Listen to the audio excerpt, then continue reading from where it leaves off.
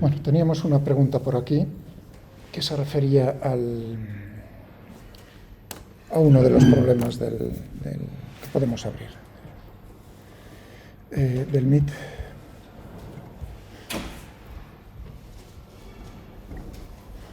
Tenemos por ahí, si no me equivoco, decía que era el 4. Bueno, sí. Ahí tenemos el mismo enunciado, ¿de acuerdo? Lo copio de... o sea, que teníamos el problema que habíamos discutido el otro día, si no me equivoco, que era del...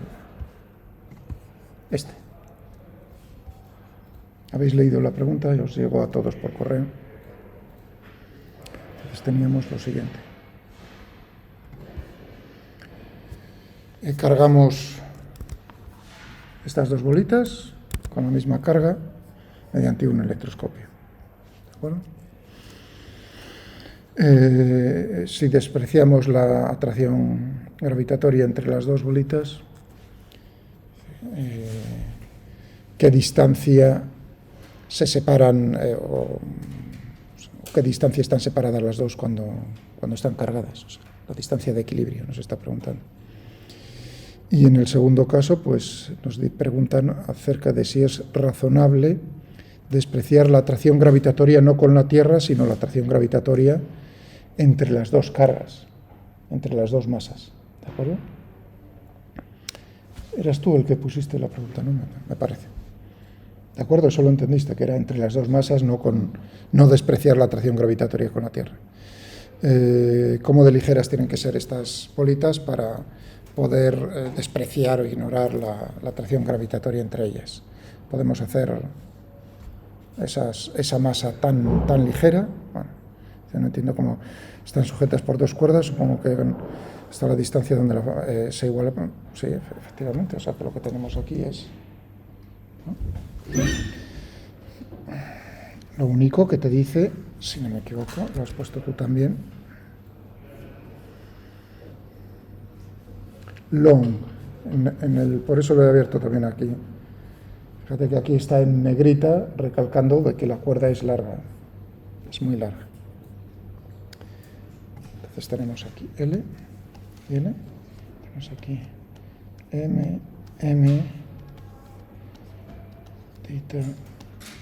θ, por supuesto, la gravedad debida a la Tierra. Entonces tenemos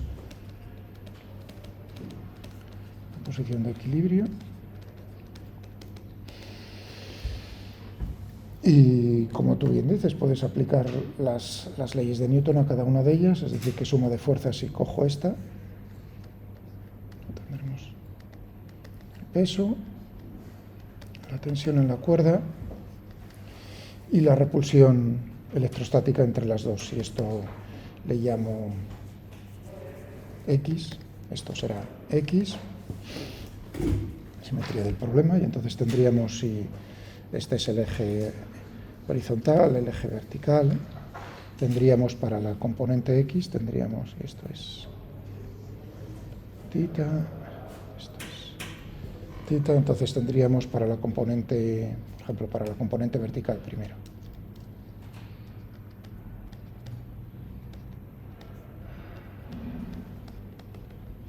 Verticales de las fuerzas. ¿No? Suma de fuerzas igual a 0, o sea que tendríamos T, coseno de θ, tiene que ser igual al peso, mg, y para la componente horizontal,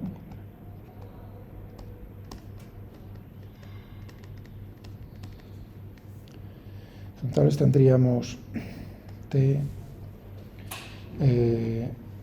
seno de θ igual a, aquí tendríamos la fuerza electrostática entre ellas, o sea, tendríamos aquí que cogemos la constante de Coulomb, si queréis, para escribirlo más rápido, la constante de Coulomb, Q cuadrado dividido por, ya que la distancia es 2x, 4x al cuadrado tendríamos esto. En algún momento hay que aplicar lo que nos está diciendo el enunciado de que la cuerda es muy larga. Es muy grande, quiere decir que L es mucho mayor que X, ¿De acuerdo? Entonces tenemos que el coseno de θ es aproximadamente 1 y luego, bueno, cogeremos el seno de θ, si hace falta. Entonces tendríamos, si esto es así, que t es aproximadamente el peso. Entonces tendríamos aquí el seno de θ también lo podemos poner aquí. Seno de θ, ¿cuál es el seno de θ? X dividido por L. Eso quiere decir que tendríamos T X dividido por L K cuadrado 4X al cuadrado.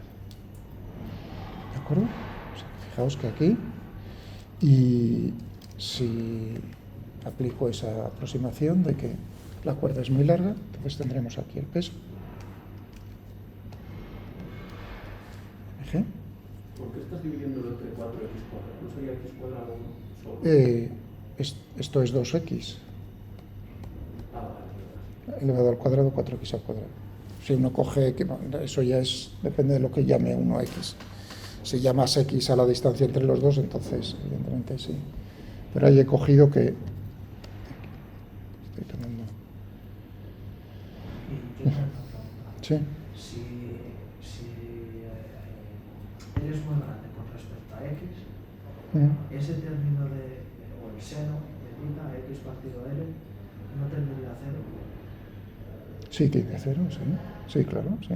Pero ¿podrías poner cero directamente? No, fíjate. Por una buena pregunta. Aquí estás haciendo... Voy a pasar a otra pantalla, ¿de acuerdo? Me recordáis quizás esto. Entonces estamos haciendo seno de θ, coseno de θ, cuando θ es en radianes mucho menor que 1. ¿De acuerdo? Mucho menor que pi medios o mucho menor que 2pi, que el ángulo es muy pequeño. Entonces estamos haciendo un desarrollo y nos quedamos con el primer término no nulo del seno es θ, es una función impar.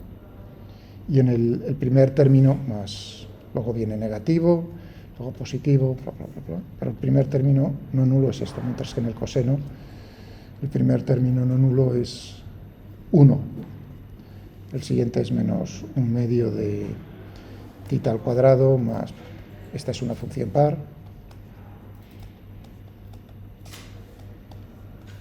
Y esta es una función par.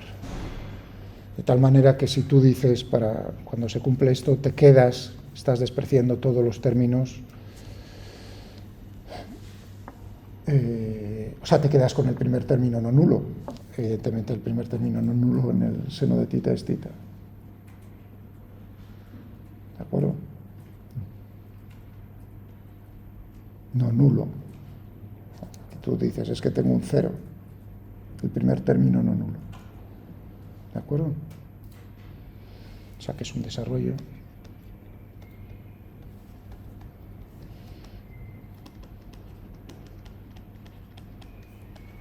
En las funciones sénicos.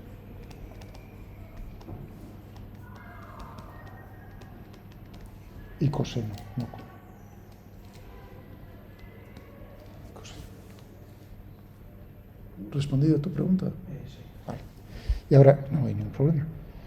La expresión teníamos mg, x dividido por L, k, q cuadrado, 4x al cuadrado. Entonces aquí simplemente para buscar la posición de equilibrio estas, tendríamos aquí x al cubo, ¿no? Pasa eso multiplicando, y tendríamos k, L, q cuadrado, dividido por...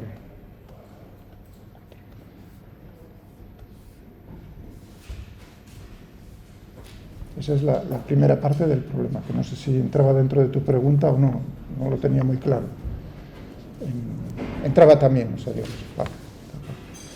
Pero naturalmente esto lo he hecho pensando en cómo me estás diciendo la tensión y digo, bueno, pues le voy a contestar con todas las fuerzas, no hay ningún problema. Pero si recordáis, nosotros lo estudiábamos también desde el punto de vista de de la energía potencial. Y esto tiene que ser lo mismo. O sea, que si cogemos, ¿entendéis? Es la misma posición. Vamos a abrir el archivo que habéis abierto 19 de vosotros, por lo menos. Si recordáis, vamos a irnos a por tener las expresiones. Ahí teníamos, y además el dibujo, energía potencial, gravitatoria. Eso quiere decir que tendríamos, desde el punto de vista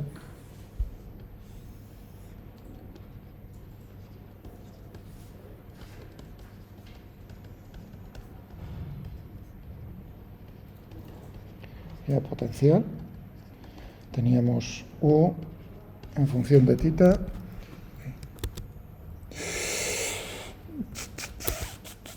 menos 2 mgl coseno de θ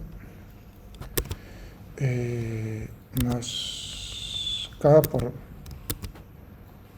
q cuadrado pues el seno de θ, o sea, tendríamos 2x aquí. O 2 si queréis. Cojo la misma expresión, no pasa nada. 2x seno de θ. ¿De acuerdo? Esta es exacta. Esta es para cualquier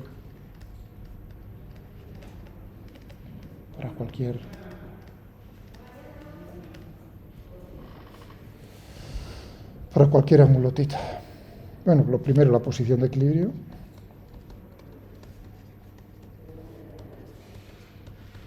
Que era lo que teníamos que hacer. Igual a 0. Es decir, que lo primero que tenemos que hacer es derivar esto. El coseno es el seno, o sea que tendríamos aquí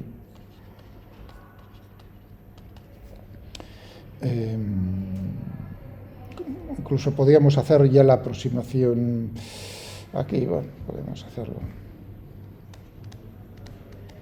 2mg seno de θ más k q cuadrado 2l, y ahora tendríamos la derivada del seno de 1 dividido por el seno de θ. ¿Cuánto tenemos ahí en la derivada de 1? Tendríamos la derivada del numerador, 0, ¿no? Menos coseno de θ dividido por el seno cuadrado de θ. Tendríamos todo esto. Y esto igual a 0. Esto nos daría el θ.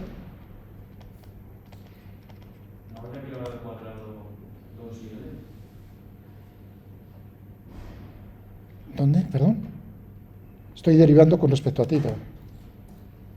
Esta expresión, q cuadrado 2l, eso todos son constantes. Tengo la derivada con respecto a θ de 1 dividido por el seno de θ. ¿Qué es lo que he hecho ahí? Por eso di.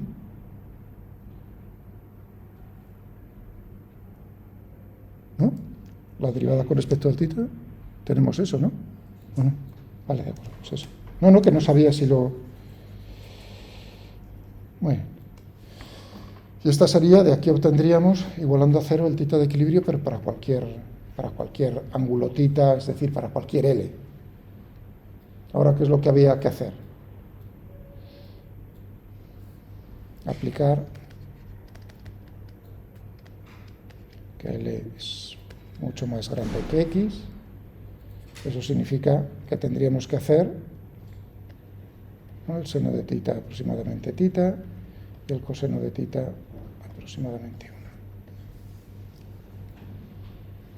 Y comprobar que la solución es naturalmente la misma que hemos obtenido antes. Comprobadlo.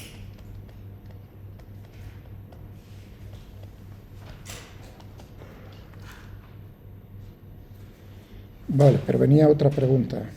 O sea que desde el punto de vista de la energía nos tiene que dar lo mismo, por supuesto. Sí. Que L es mucho mayor que X, lo tienes que aplicar una vez que derivas, no lo puedes aplicar antes. Sí, también podríamos hacerlo. También lo puedes hacer. Es decir, aquí en la energía potencial también lo puedes hacer. O sea que es que fue lo que dije yo antes. Entonces, en este caso, incluso a lo mejor te resulta más fácil, porque a la hora de derivar tendríamos el coseno de θ y este término sería 1, o sea, una constante, simplemente tendrías ahora este otro.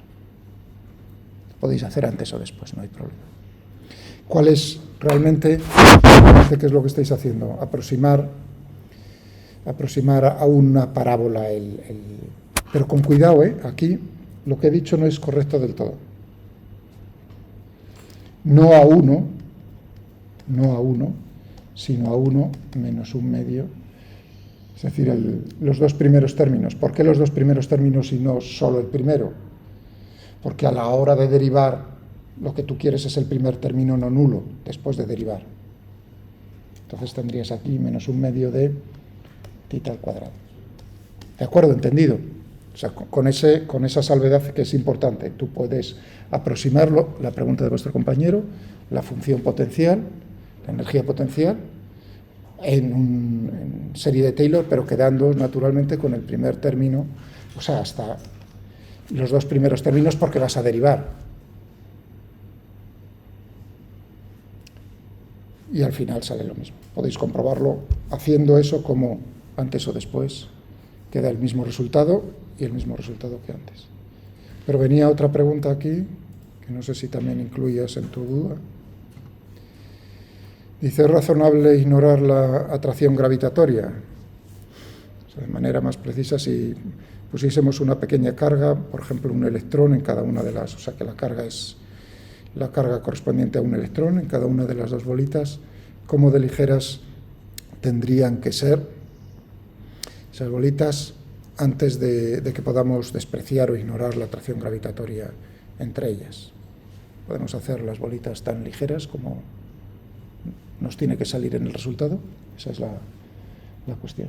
¿Eso también entra dentro de tu pregunta o no? Sí. Bueno. Me imagino que se puede. Entonces tenemos, bueno, ahí depende, o sea, si entra dentro de tu duda, sí, si no, pero es bien sencillo, no te preocupes. O sea, tienes aquí, otra vez,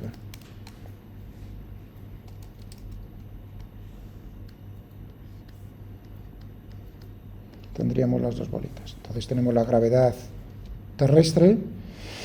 Vamos a hacer un diagrama del cuerpo libre para esta bolita. Entonces tendríamos mg, tendríamos naturalmente la tensión y tendríamos la repulsión electrostática, pero si además yo quiero incluir la atracción gravitatoria entre las dos bolitas, tendría que poner aquí otra fuerza de atracción gravitatoria, bien entendido, entre las dos bolitas. Entonces, la cuestión es, naturalmente, comparar, que ya hemos hecho de alguna manera hace unos cuantos días, comparar esos dos términos. Fijaos que tienen la misma dirección. Y además, tanto una como otra también dependen del inversamente proporcional al cuadrado de la distancia. Es decir, que tendríamos aquí para la fuerza gravitatoria, tendríamos la constante magnitud, la constante de gravitación universal, tendríamos el cuadrado de las masas, y tendríamos 4x al cuadrado, siendo x y x. Esto. Y tendríamos para la fuerza electrostática esta, tendríamos pues la constante de Coulomb, q al cuadrado dividido por 4x al cuadrado. ¿De acuerdo? Si son del mismo orden, podríamos decir, ¿no? Comparar, o un porcentaje de una de otra, como queráis. Aquí lo estoy poniendo de orden 1, pero si uno dice, bueno, ¿qué valor tendría que ser, cómo tendrían que ser las masas para que la fuerza de atracción gravitatoria entre ellas fuese pues un factor, no quiero utilizar K, un factor C, porcentaje en tanto por 1, ¿de acuerdo? Por ejemplo, que C sea el 10%, entonces sería 0,1, o el 1%, 0,01. Y ahí ya ajusta uno lo que quiera, o 1, que es lo que yo estaba pensando en poner, pero bueno, para que lo veáis más claro. C, electrostática, ¿no? Y ahora uno dice, pues tenemos esto, que tendríamos gm cuadrado 4x al cuadrado, c q cuadrado, ck q cuadrado 4x al cuadrado, 4x al cuadrado, 4x al cuadrado, y tendríamos, vamos a poner aquí en azul, tendríamos gm al cuadrado, c k q al cuadrado. Es decir, m al cuadrado, pues ck, bueno, la raíz cuadrada ya podemos hacer. ck q cuadrado dividido por g, raíz cuadrada. Y ahora que tenemos, cogemos matemática, que ya lo tenemos. Por ejemplo, nos está diciendo que q 1,6 por 10 elevado a 19, ¿no? Cogemos, si queréis, un 1%, c, tomamos, si queréis, a ver cómo tiene que ser la masa para que la fuerza de atracción gravitatoria sea el 1%.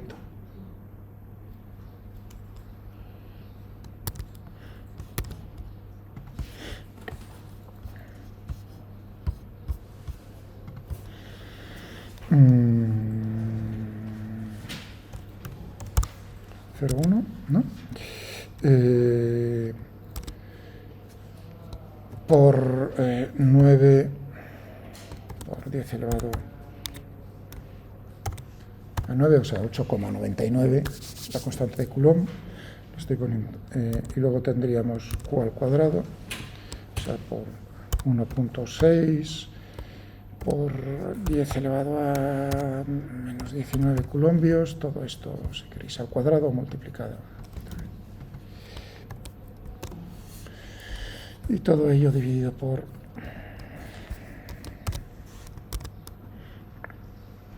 G, 6,67 por 10 elevado a menos 11, ¿no?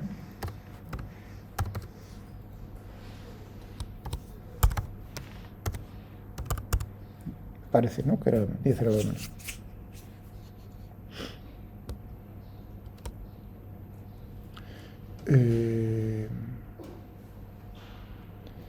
¿Lo he puesto bien? Ah, y la raíz cuadrada, perdón. Perdón, ya me parecía que...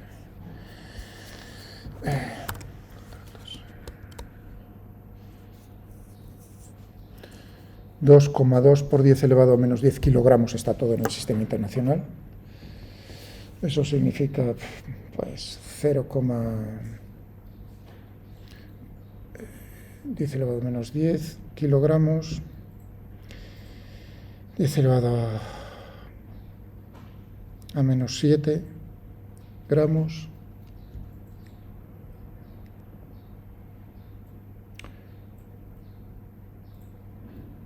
o sea, ¿cuántos microgramos? 10 elevado a menos 7, 10 elevado a menos 6, 0,2 microgramos, si no me equivoco. ¿De acuerdo? Digamos que la masa entonces tendría, para que sea la fuerza de atracción gravitatoria un 1% de la fuerza de repulsión electrostática, las masas tendrían que ser, pues, lo que acabo de decir. 2 por 10 elevado a menos 10 kilogramos, o sea, 0,2 por 0,2 microgramos. ¿Alguna pregunta? Uno podría decir, bueno, ¿y si es el 10%?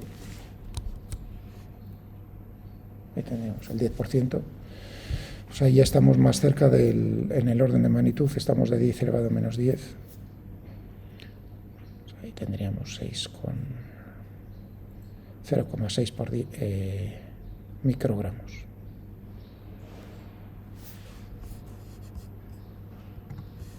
Y ya tendríamos entonces, ¿no?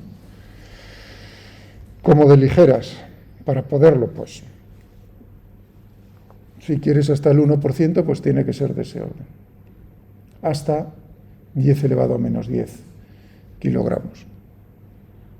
Si es el 10%, pues lo correspondiente. Bueno, si es más, entonces no. Si es menos, sí. Si es más, no. Si es más, entonces Ya, si tu criterio es el 10%, entonces si es más que ese 6,6, 6,9 por 10 elevado a menos 10, entonces lo tienes que tener en cuenta. Así de simple. Eso, naturalmente, si la carga corresponde a la carga de un solo electrón. Si la carga cambia, entonces tendríamos que cambiar también el resultado, eso es evidente. Vale. Bien. Una pregunta que nos podríamos hacer también en este problema, ya que lo tenemos aquí abierto, sería, por ejemplo, si lo suelto desde una posición desde el reposo, el péndulo doble, simétrico, ¿cuál sería la máxima aproximación? Vuelvo a repetir la pregunta. Si lo pongo en una posición, pues por ejemplo, los pongo los dos horizontales, desde el reposo, suelto, ¿cuál es la máxima aproximación? ¿Qué es lo que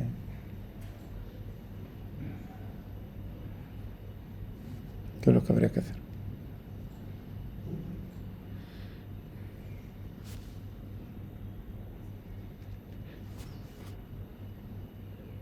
O sea, ¿cuál es el ángulo que tienen? O la distancia entre ellos, me da igual. ¿Qué tendríamos que hacer? Pues, subimos la velocidad, o sea, sabiendo que lo sueltas y luego que en un momento se vuelven a parar, pues haciendo que la velocidad va a ser cero, pues a la vez con movimientos y ya está. No, ¿cómo? Sí, sí. Entonces con dinámica y con fuerzas, y bueno, puede que lo saques.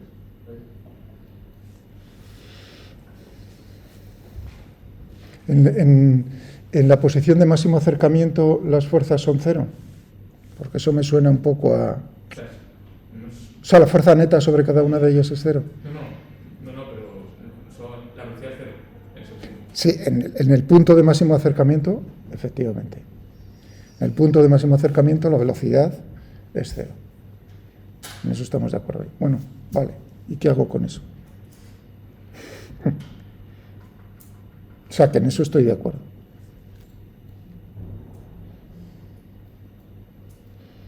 Y eso, cuidado, sería una pregunta, ¿lo veis? Con un problema ya así. Y si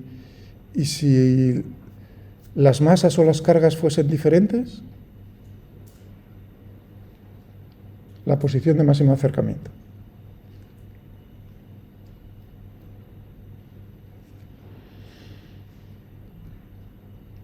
¿Tendría Carlos también razón?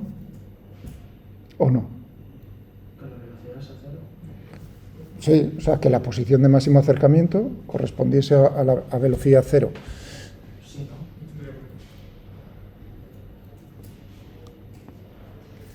¿no? No tienes razón. Ahora lo discutimos, si queréis. Y vemos si hay que cambiar las masas o las cargas para que eso sea así. Ya veremos a ver.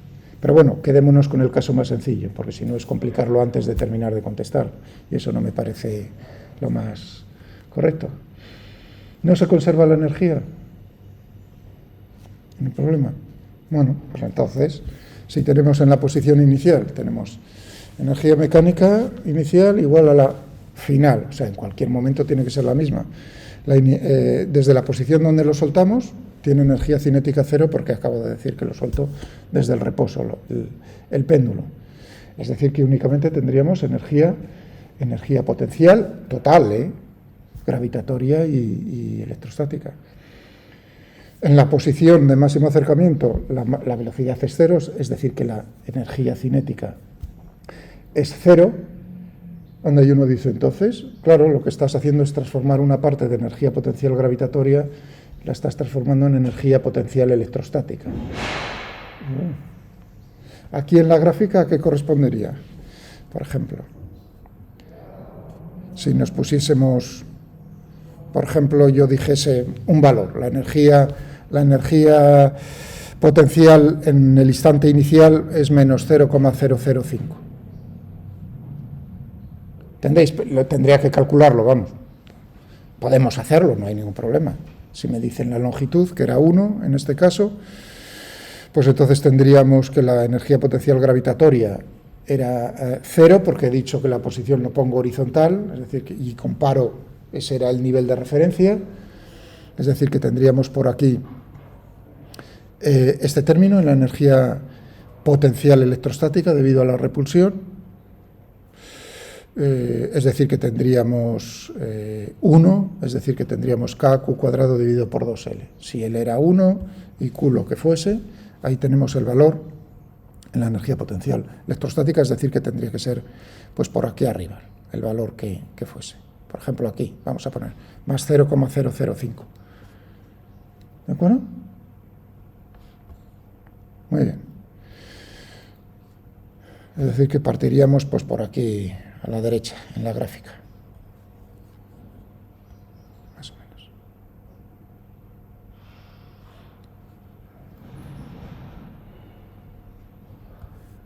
No tendría que ser entonces este punto. Es decir, el ángulo correspondiente a este punto. ¿Sí o no? ¿Sí o no? Entonces, ¿qué deberíamos hacer? Si lo estamos con el ordenador, pues simplemente cogerse y decir, resuélveme la energía potencial total, sin el prima, no la derivada, en el ángulo correspondiente igual al valor que estamos dando inicial. Búscamelo y ya está. Liquidado. ¿Se ha entendido o no? Estáis muy callados. Yo diría, cuando eso es que no, pero si no lo decís.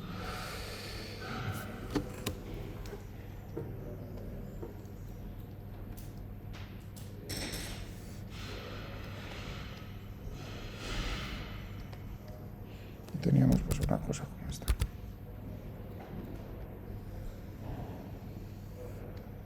Lo que estoy diciendo es simplemente que entonces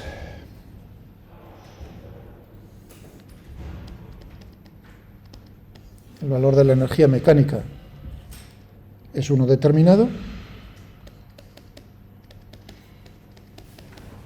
K más 1. Como K es siempre mayor o igual que 0, eso significa, es decir, que nos encontramos en el movimiento entre este punto y este punto. Entre esos dos puntos está oscilando, ¿de acuerdo? En torno a la posición de equilibrio, que era la que habíamos calculado. Es tan sencillo como decirle, dime cuándo es U igual a la energía mecánica que me estás dando en el problema. Te va a dar dos valores. Este y este. Y ya está. ¿Entendido? Muy bien. ¿Podemos estar por encima? No.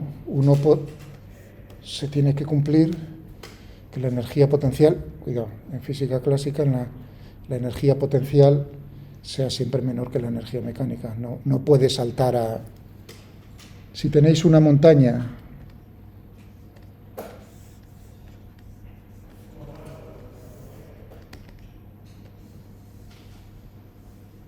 imaginaos una montaña, ¿no? O sea, esta es la energía potencial, gravitatoria, si queréis. Entonces yo digo, si parto de aquí,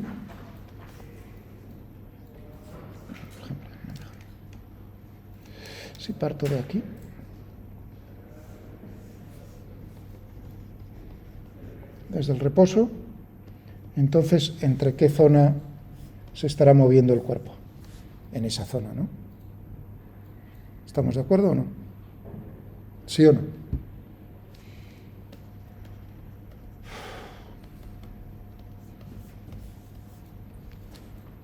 Por tanto, únicamente te puedes mover ahí en el pozo de potencial. Es decir, que no puedes pasar, si te encuentras por aquí moviéndote, no puedes pasar a esta zona, ni a esta otra zona. Estará moviéndose entre esa zona. ¿Sí o no? ¿Creéis que eso pasa? Eso es como lanzar una pelota contra la pared y decir que la pared rebota, es decir, que lanzo una pelota contra esa pared y rebota entre las dos paredes. ¿Creéis que eso pasa siempre en la naturaleza? En física clásica sí, pero por desgracia en los ordenadores ya se van a... En física cuántica no. Hay una probabilidad de que, por ejemplo, un electrón pase de un pozo de potencial al siguiente. La probabilidad es una probabilidad. Depende de cómo es la altura de la barrera de potencial y de cómo es la distancia entre los dos pozos de potencial. Si la distancia la vas haciendo cada vez más pequeña, por ejemplo, ¿dónde? En los chips. Ahora mismo se están haciendo los chips de que ¿sabéis cómo les llaman, no? Cuando los graban, en las CPUs que utilizan en nanómetros. Entonces, tecnología de 5 nanómetros ha ido a lo largo de los años reduciéndose. 5 nanómetros, me parece que ahora está, en 5 nanómetros. ¿Eso qué significa? Eso es distancia. Esa es la distancia entre, por ejemplo, dos cables, cuando uno marca en el chip de silicio los caminos que tienen que recorrer los electrones en los circuitos, es la distancia, por ejemplo, entre dos cables. Una distancia de 5 nanómetros. Es decir, es, digamos, el tamaño de cada uno de los transistores que tenemos ahí grabados. Claro, cuando fijaos, 5 nanómetros. Ostras. Si nos estamos acercando ya, ¿cuántos átomos? Es decir, la barrera de potencial, ¿cuántos átomos serán? Pues si estás pensando en un átomo de hidrógeno, diámetro 1 Armstrong, 0,1, ¿no? 0,1 nanómetros.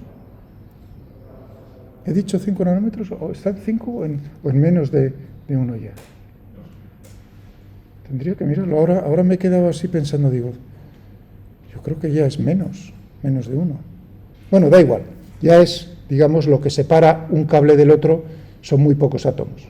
Es una distancia tan pequeña que habréis oído hablar de que los CPUs, los ordenadores, están llegando a su límite. ¿No lo habéis oído nunca? De velocidad. ¿Por qué la velocidad de la CPU depende de eso? Porque los electrones tardan un tiempo en recorrer el camino. El tiempo que tardan en recorrer los electrones el camino es lo que te dice cuántos cálculos puedes hacer, por eso los hacen cada vez más pequeños. ¿De acuerdo? Ya, claro, pero al hacerlos cada vez más pequeños para que tengan que recorrer menos camino, se están acercando, digamos, los caminos unos a otros.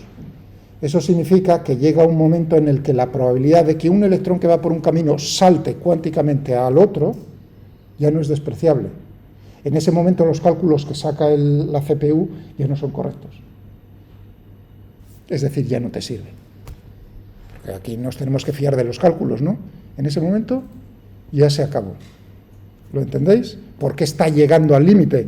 Porque claro, cuando ya queden muy poco, ya la probabilidad está aumentando, aumenta, y se acabaron en las CPUs. Vamos, se acabaron, quiero decirse, llegamos al límite de velocidad de los ordenadores clásicos. Y eso lo estáis viviendo en estos momentos. Por eso, claro, el salto ahora a los computadores, a los ordenadores cuánticos que hacen cálculos de otra manera. O sea, ¿cómo hemos pasado de explicar los pozos de eso al otro? Es bien sencillo. Si tienes por aquí un electrón, decir, hombre, tiene que estar en esta zona del espacio, restringida. No, porque, claro, es una nube de probabilidad, es decir, que si su cola llega un poquitín, la probabilidad de que esté por aquí ya deja de ser cero, muy pequeña. Esa es la razón. Vale, pasemos a otro problema. Tenemos estos abiertos, casi vamos a cogernos, si queréis, vamos a ver algún... ¿Y por qué, por ejemplo, se puede dar esa probabilidad de que el electrón, en este caso, superase o cambiase? Sí, tú puedes, naturalmente, el problema, tú puedes hacer el cálculo de la probabilidad. En teoría la probabilidad es distinta de 0 siempre, pero si la probabilidad es 10 elevado a menos 50 segundos, menos 50, iba a decir segundos, 10 elevado a menos 50, tú dirías, ¿cuánto tiempo tengo que esperar para que un electrón, es decir, si yo lanzo una pelota contra esa pared y tengo paciencia, la pelota la encontraríamos al otro lado de la pared sin destruir la pared. Lo único que la probabilidad es tan pequeña que a lo mejor tendría que estar esperando 100 millones de veces la vida del universo. Yo calculo la probabilidad y me da una probabilidad tan pequeña que el tiempo que tienes que esperar para encontrar la pelota, es decir, el electrón al otro lado, es tan pequeña que digamos, no va a ocurrir en tu vida ni en ninguna vida posible. ¿Lo entiendes lo que te quiero decir? Es decir, que la probabilidad, son probabilidades, es tan pequeña que, bueno, piensa si juegas a la lotería, ¿no? A los euromillones. Puedes hacer un pequeño cálculo, eso es muy fácil. Digamos, si yo juego una vez a la semana, una apuesta, y sabes la probabilidad que tienes de lograr acertar, ¿cuántas semanas tienes que esperar para poder acertar? Y ya verás cómo te salen un montón de vidas las que tienes que esperar para poder ganar. ¿Entiendes lo que te quiero decir? Es el mismo problema. Y con eso juegan, naturalmente, en ese tipo de juegos. Te ponen un premio muy grande en las narices para decir, uff, ese va a ser mío. Y digo, bueno, ese va a ser tuyo, eso lo veremos. Vale, vamos a por más problemas. Por ejemplo, este mismo. Hay uno parecido en uno de los PDFs. ¿Dónde lo tenía? Aquí. Tenemos cloruro de cesio, es una sal con una estructura cristalina, tal, donde tenemos los iones de cesio, tal, rodeando a los de cloro. Aquí tengo al cloro, cesio, tal, como dibujado, representado a la derecha. ¿Cuál es la magnitud de la fuerza electrostática neta sobre el ion de cloro debido a los cesios aquí que tienes a su alrededor, los 8? ¿Cuál es?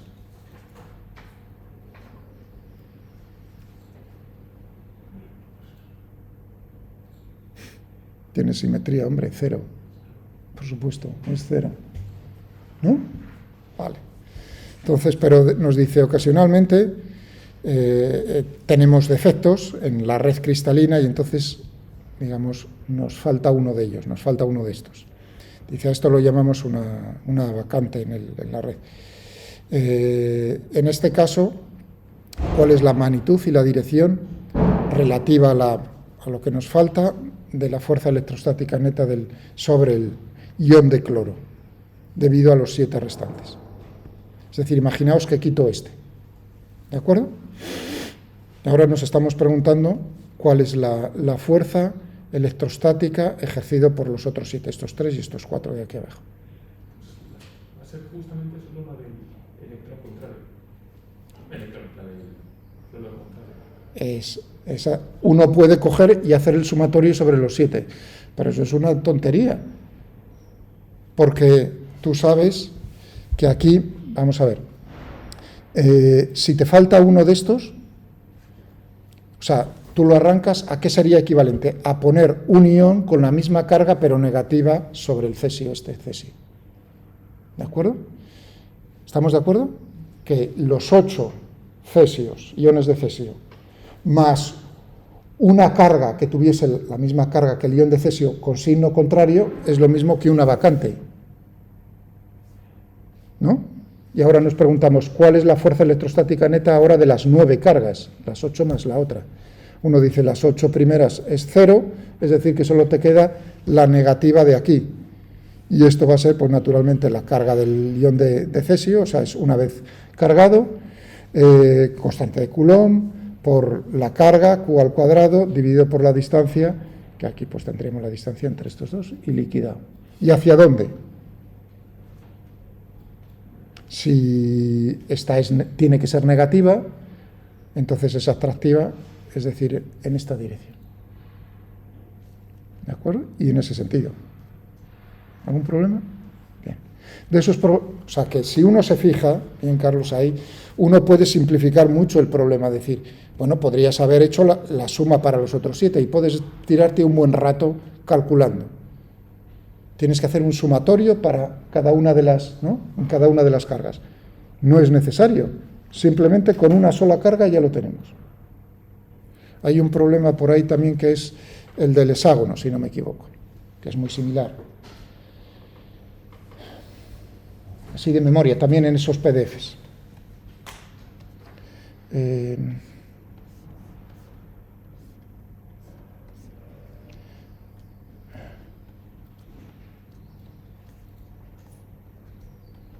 un hexágono regular del lado A, y aquí tenemos más Q, y queremos saber cómo es el campo electrostático, más Q, más Q, más Q, más Q, más Q. Nos dicen cómo es el campo aquí en el origen, si tenemos ahí el origen de coordenadas.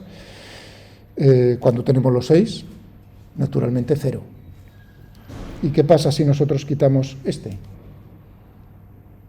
Pues estamos exactamente en el mismo problema, lo que pasa que en 2 dimensiones.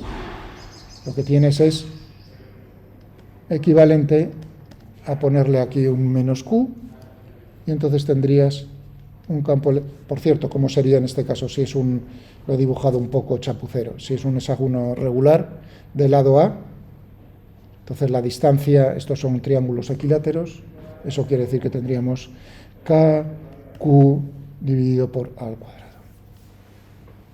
Sentido, dirección hacia abajo, dirección vertical, sentido hacia abajo. Ese problema está en uno de ellos, no me acuerdo en cuál. ¿Se ha entendido? Sí, naturalmente podríamos ver cómo es la contribución de los 5. Tendríamos que hacer un sumatorio sobre 5 cargas. ¿Sí o no? ¿Se ha entendido? Vale, la próxima vez que me preguntéis algo, yo también me callo. ¿Vale? Os la devuelvo. La próxima vez que me hagáis una pregunta, yo me quedo callado. ¿Os gusta eso? Cuando preguntáis a alguien por la calle, decís, oye, ¿por dónde se...? Bueno, ahora cada vez menos. ¿Dónde está tal calle? ¿Dónde está tal negocio? Y la gente o no se para o no te contesta. ¿Tú qué crees? Que ese es un capullo. Vale. Vamos a por otra. Bueno, muy sencillo. Por otro lado. Creo que había alguno más que me gustaba por aquí. Vamos a ver.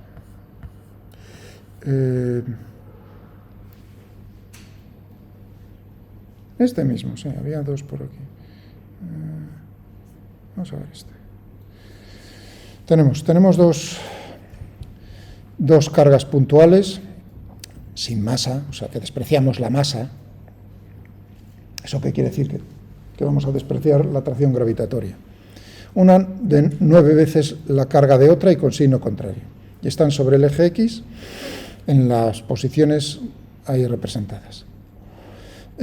Hay un punto sobre el eje X donde el campo eléctrico es 0. ¿Cuál es ese punto? ¿Perdón?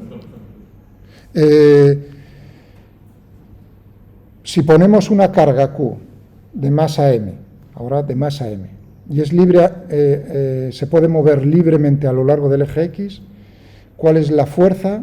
O sea, todavía no he contestado a la primera, pero la segunda tiene, ¿cuál es la fuerza que va a experimentar si lo localizamos, si la situamos en ese punto? Justo. Bueno, si el campo eléctrico es 0, entonces la fuerza será 0. Si logramos encontrar esto, entonces, contestado si ahora desplazamos esa carga, la de la B, una pequeña distancia sobre el eje X, por ejemplo, a la derecha, ¿cómo tendría que ser el signo de esa carga para que experimente una fuerza restitutiva, es decir, que la intente poner otra vez en la posición original? Me podéis contestar a la C sin hacer la A. La A es simplemente la posición. Primero, ese X0, ¿dónde se encontrará así cualitativamente? A la derecha, a la izquierda del más. A la izquierda del más. ¿Todo el mundo de acuerdo? Está mal. Sí. Y es un no bastante grande, iba a decir. A la derecha del menos Q. ¿De acuerdo? Fijaos, inversamente proporcional al cuadrado de la distancia, proporcional a la carga, es decir, que un punto por aquí estaría experimentando, o estaría creando esta carga, un campo electrostático horizontal, negativo, es decir, hacia la izquierda, proporcional a 9Q, inversamente proporcional a esta distancia. Este estaría creando un campo hacia la derecha, proporcional a Q, inversamente proporcional al cuadrado de la distancia, que es mayor, tanto por el numerador como por el denominador. La intensidad del campo creado por menos Q es menor. Por lo tanto, todos estos puntos, desde luego, en ninguno de ellos se puede cumplir que se anule el campo creado uno por el otro. Entre los dos, evidentemente, el sentido va a ser la dirección horizontal y sentido en el mismo sentido para ambos. Por lo tanto, tampoco. Aquí a la derecha de menos Q sí se va a encontrar el punto. Tenemos lo mismo que he dicho para la izquierda, pero ahora el numerador compensa lo que ocurre en el denominador. La distancia para menos Q será menor, pero la carga es menor. Por lo tanto, uno por el otro. Es decir, que tendríamos, si llamamos X, ¿no? Entonces tendríamos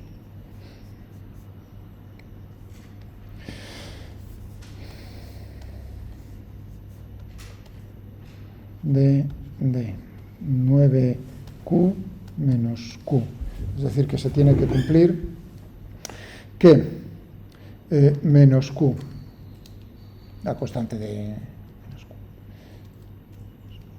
da igual porque la constante se va a ir, la constante de Coulomb, dividido por X menos D al cuadrado, tiene que ser esto igual a 9Q dividido por X más D al cuadrado.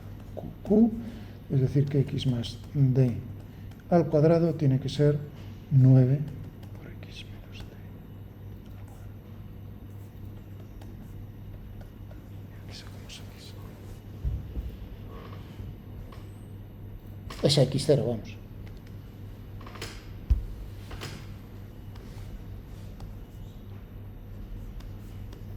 Teniendo en cuenta que X0, porque es una ecuación de segundo grado, Y ya os comenté de un problema anterior que aquí cuando uno lo hace, cuando hice esto, ¿qué estoy poniendo? Fijaos que quité el signo y nadie dijo nada. ¿Por qué? Porque estoy fijándome en el módulo de uno y el módulo del otro. ¿De acuerdo? Es una ecuación de segundo grado. Me va a dar dos soluciones. ¿Con cuál de las dos me tengo que quedar? Con esta. Que X0 se encuentre a la derecha, o sea, que la posición se encuentre a la derecha de la carga negativa. Porque vamos a tener otro a la izquierda. ¿Vale? Muy bien. Vamos a hacer ahora la pausa. Hay 16, perdón, hay 11. Nos vemos otra vez. Sí. Por ejemplo, habría un punto en el infinito, ¿no?, que el campo también fuese cero. Sí, hombre, en el infinito es cero, claro, naturalmente. Claro, y esa solución... Creo, bueno, no sé si en la pregunta nos lo dice, sí. Estrictamente, si me dices en el infinito es cero, no te voy a decir que no. Vamos a ver cómo lo... Que no sea, bueno, aquí habría que añadir que no sea el infinito, claro, naturalmente. Sí, pero lo que me refiero que para el resto no tendría aplicaciones. Hombre, si estás infinitamente alejado de esas dos cargas, no estás viendo las cargas. Por lo tanto, no hay campo. Es tan sencillo como eso. Pero bueno, estrictamente si me dices X, ¿va a ser solución X en el infinito? Sí, claro.